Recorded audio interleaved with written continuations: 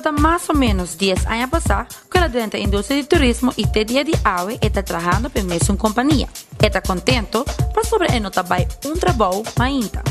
Lo que está motivando todo dia para bem trabalho, porque não está meu trabalho, é meu hobby. Lo que me está fazendo todo dia, me está fazendo com hobby prazer. É challenge todo dia para expert que com novo ting de gasta em casa. E me está make sure para todo dia ter uma experiência nova e para lá nos turistas não vai casa com hobby gana de volver.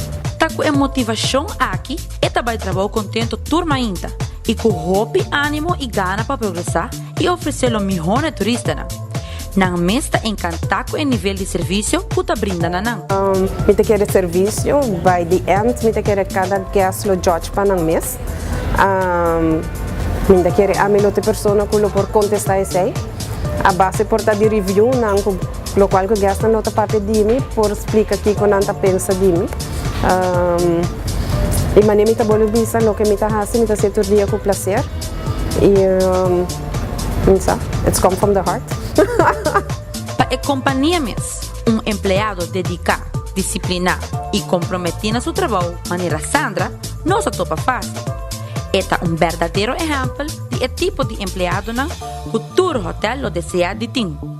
Para nós não está fácil para escolher uma pessoa para estar dentro do programa aqui, mas hora de põe tudo em linha, Sandra está tendo para ressaltar. Mas sobre uma pessoa que é guest, não está papel mais hobby nesse DJ, então papel bom, então papel hobby DJ que men tudo se man, vou por segurar com mais de 10 gente tem algo bom de vista de Sandra. Então quem mais pode vai quis Sandra e ora é, não?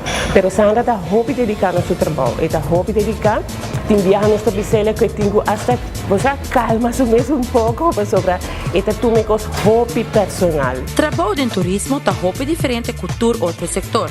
Para sobre aí, não trabalha com salário só. Sino, me ser convertido em paixão para dar o máximo dibo na hóspede. Esse só é o secreto de êxito em ramo aqui. Turismo é o pilar número 1 de nossa isla e requer talento super especial da indústria aqui para seguir desenvolver, proteger e bem o seguinte nível de crescimento. A mim, tá turismo.